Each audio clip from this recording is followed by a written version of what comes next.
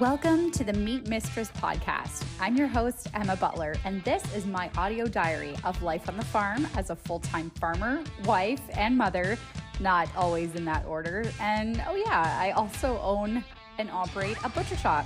Thank you for giving me a few minutes of your time as I chat all things farming, small business, and more.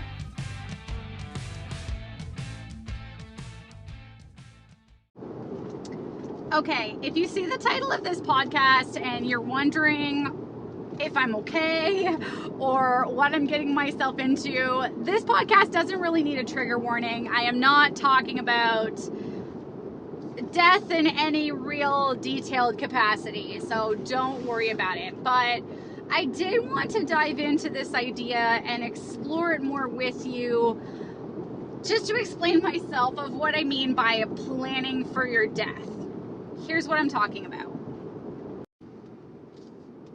Okay, so what I mean by plan for your death and how it relates to your business.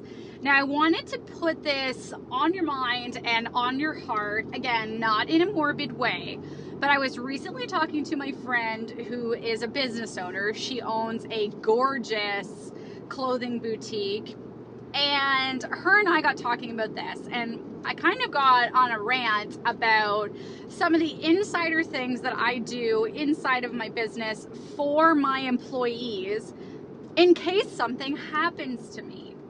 So this is where the plan for your death part kind of comes into play. So for my employees and for my husband, who doesn't necessarily know all of the little things about the business, I have crafted a couple different documents digitally, so on the computer in our Google Workspace, and also printed a physical booklet of what to do if something happens. So this booklet, you can envision this like the Bible for my business. This booklet contains all of the information, all of the how-tos to do all the back end and inside stuff of our business. Now, the reason why I created this document was, firstly, this kind of came about when I was just first hiring people to help me with my business. I didn't know another way to explain how things worked, and I wanted just to get it out of my brain and get it wrote down somewhere. So I started just sitting down with a blank page and typing out, this is how you update the website. This is how you pay vendors. This is how you order merchandise. This is how you onboard new items. This is how you price things. This is profit margin and how you calculate it. I wanted to just take everything out of my brain and all the knowledge that I held, and I wanted to put it out there so that I could provide my employees, when I was training them, with a resource for them to be able to do things on their own and learn at their own pace, because not everybody learns the same way. Me, example, I would rather read something and read a step-by-step how-to than be shown how to do something. I'm not a very dexterous, hands-on person. If you showed me how to build a birdhouse, I probably could not replicate a birdhouse on my own. But if you wrote me down a step-by-step direction of how to build a birdhouse, I could probably do it, because everybody learns differently. So I wanted to take all of this information out of me and put it down in one place as a resource and a guide for my employees. So what this booklet kind of became was a little bit of a diary, in the sense that everything that I knew and everything that I learned, I was putting down somewhere so that somebody else could utilize it if something happened to me. So this train of thinking kind of started for me in the early years of my business as it started to grow.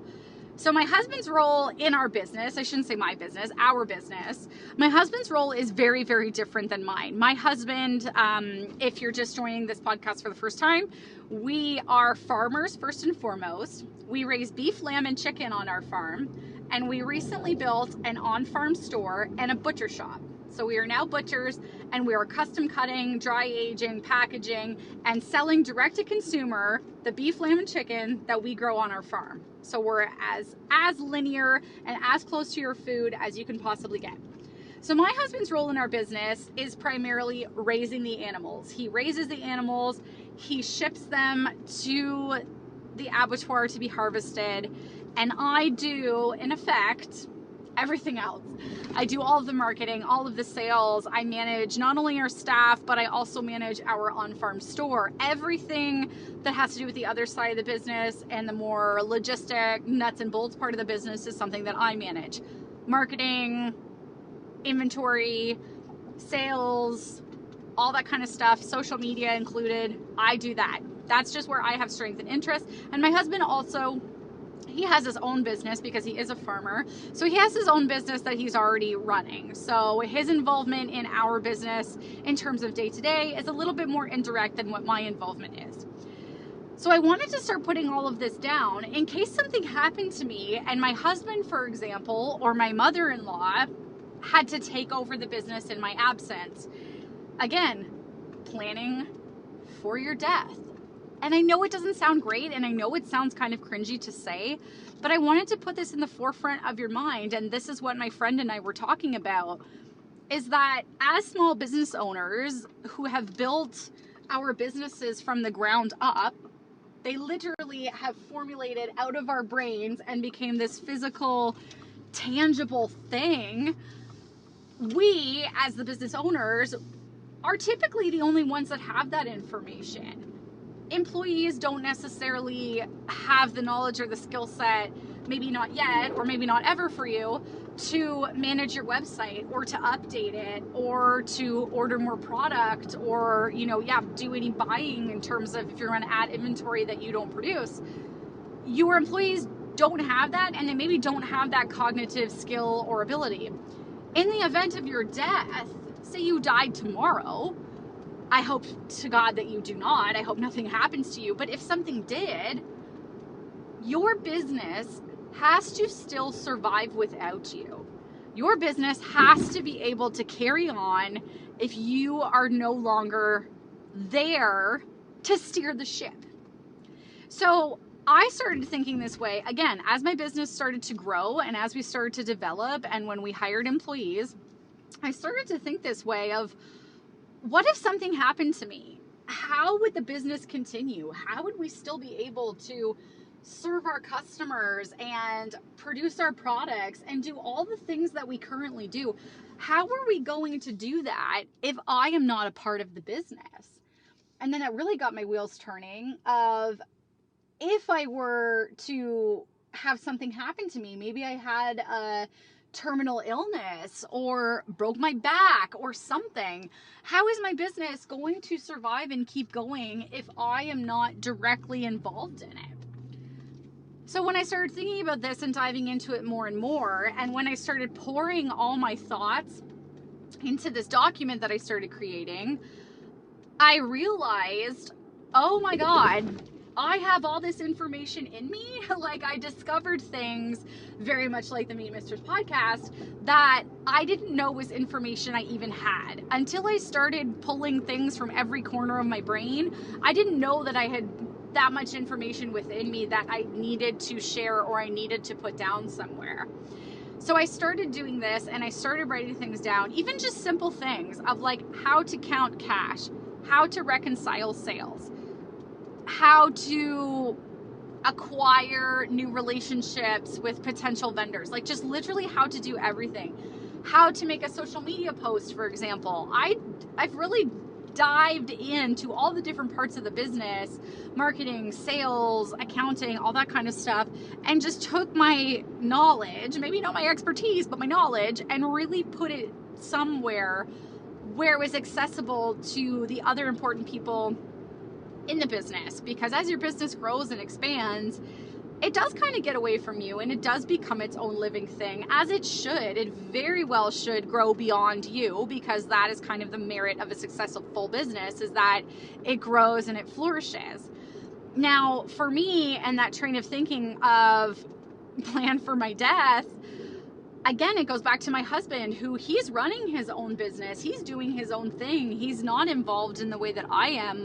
my husband, the person that I spend my most time with, the person that I sleep next to every night, he doesn't even have this information. He doesn't know. He can't necessarily jump in and take over. So if something happened to me, I would take all that information with me.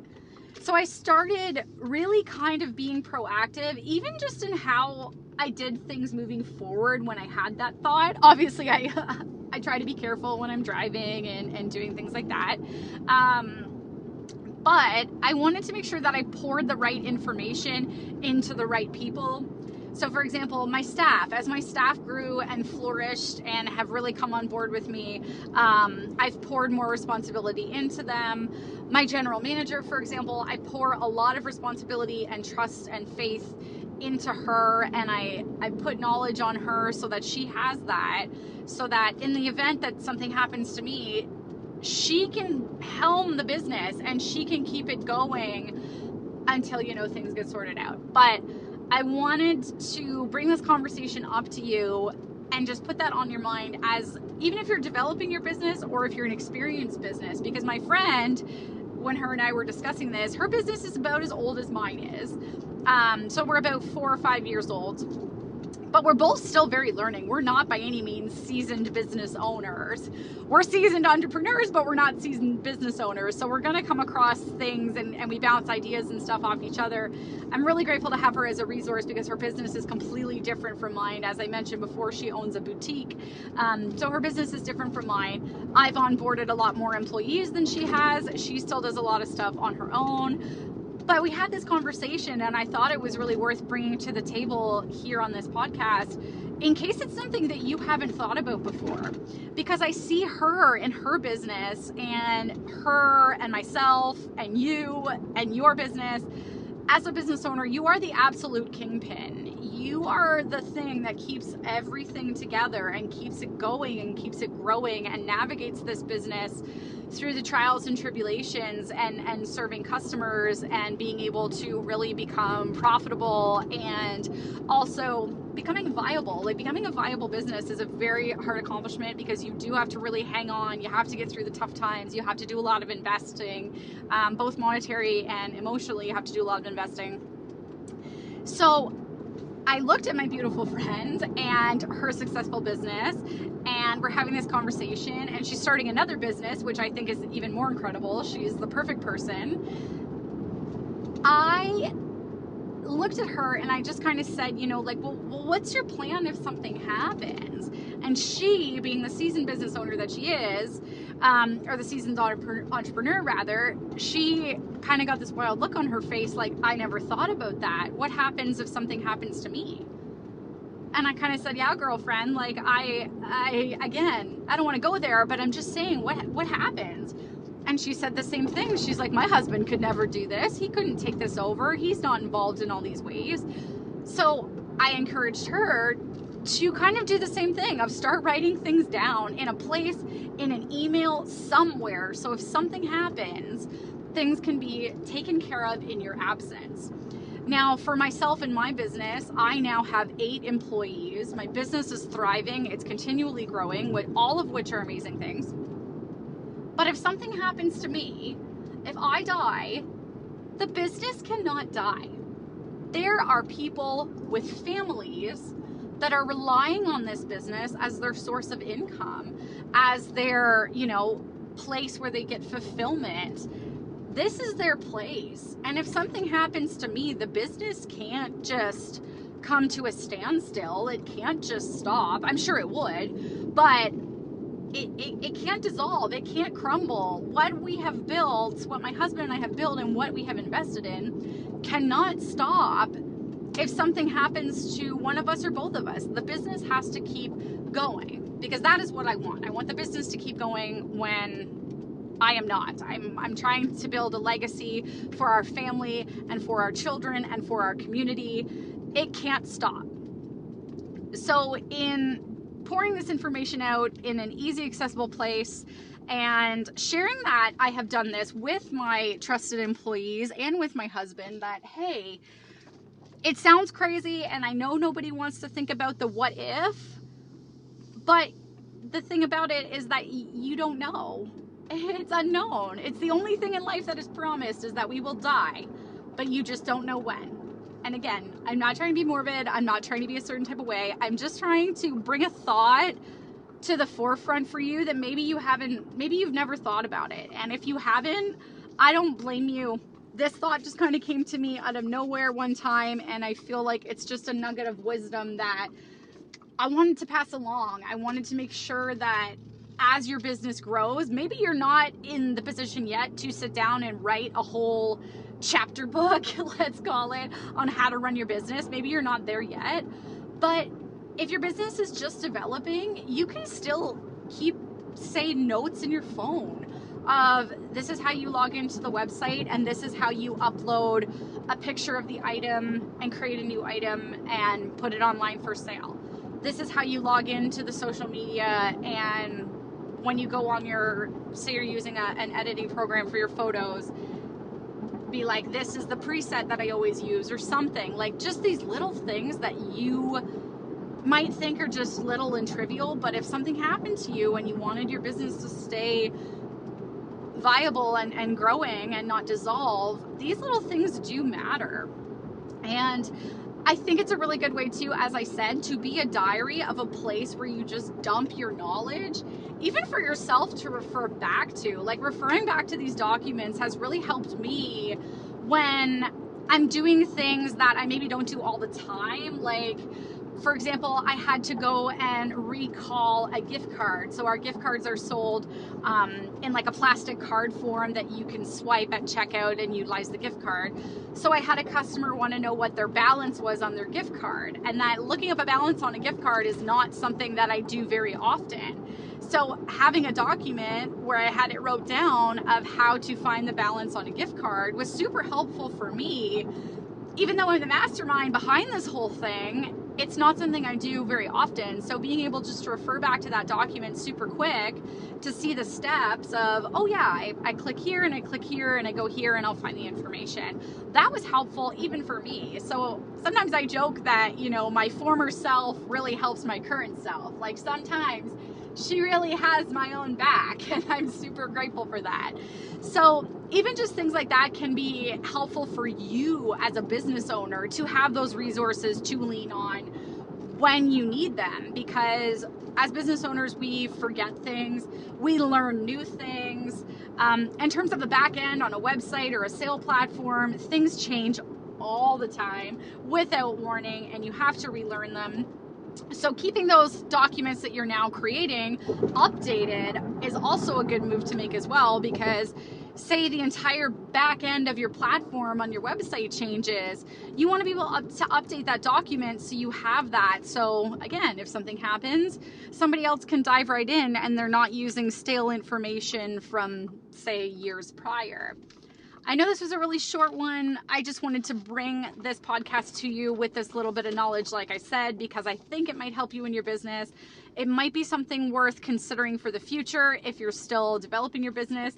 And if you're a seasoned business and you've never thought about this, I guarantee that this tiny little nugget will stick with you. And if you can implement it, that it will take some weight off your heart and off your brain, knowing that you have yourself at least kind of covered if something was going to happen. Thanks so much for listening. I really, really appreciate it. Again, I wasn't trying to be morbid. I just wanted to bring this idea to the forefront of your brain. I hope you like this podcast, and I will talk to you very soon. Hi, I'm back. Sorry. Also preface, I don't edit this podcast. Like, I don't go back through on any of my podcasts and like edit things I've said or like, you know, try to change the way the information is presented. I literally just talk into my phone my thoughts in a big giant monologue. So I'm sorry, not sorry if that's not your style. I did just preview this episode before I posted it, and I had another just kind of small little thing that I wanted to mention that I think might be beneficial for you too. If you don't have a business like mine that has like an e-commerce platform or a brick and mortar store, or maybe you don't have product or whatever, but maybe you have a farm and maybe that's why you listen to this podcast as well too, because you're a fellow farmer. I want you to start thinking of your farm as a business. If you don't, you need to understand that your farm is an absolute thriving business and you are the CEO of that business. And even when you have a farm, writing down those ideas and those little pieces of knowledge that you carry with you can be very beneficial. So on our farm, we had a loss. My husband's brother, years ago now, it was almost 20 years ago, but it doesn't negate the fact that it happened. We lost him. He was killed in an on-farm accident, and he obviously took with him a wealth of knowledge, and he took with him all these little things and quirks and stuff that he knew. And they were things that my husband and my husband's father had to find out, on their own over the course of time or formulate their new habits, because none of those little things were written down, because again, you don't know when something could happen to you. And obviously it was a very tragic loss for the family and loss for the farm and loss for the community. He was a wonderful person with lots of friends and family, but he just took with him so much. And I have another friend who lost her father. She took over the farm from her father, and then her father, in effect, passed away sort of literally during this transaction when she was taking over the farm. And she said to me something that I always thought was kind of profound that also has stuck with my brain is, she said, I wish my dad had just wrote down where the tile drains were, because he knew where all the catch basins were and where all the tile drains were and, how far apart each field was tiled, and he knew all that. And she said he knew where like the old wells were and stuff like that, like just little tiny little things that someone that has, been there their whole life or worked every day, they're little quirks and things that only that person will know. And when that person is gone, they take that with them. So just even having a Bible for your business in terms of having something written down somewhere in an easy to find place, little quirks and things about your farm or your home. We live in a multi-generational farmhouse, so we have had 4 generations of the Butler family live in this house now. And I will even find that I'm asking my mother-in-law or my father-in-law things about our house that only they know because they lived here for 40 years, and they only know these quirks because grandma lived here for 40, 50 years beforehand. So even just having little things like that wrote down somewhere is so beneficial for your future self, but also for the people in your life that might have to carry on again when you're not around, or if something happened to you, because you just don't know. I think of my husband often with this because he is a man of little words and he doesn't really share a whole lot. He's a little bit of a closed book. And I just know that he knows so many things. He knows everything, and he's incredibly smart, and he really is a vault and a wealth of information. So if anything were to happen to him, or if he got injured, his father and I would have to, in effect, continue on, and he would just take I don't know the farm like he does. He has been born and raised here his entire life.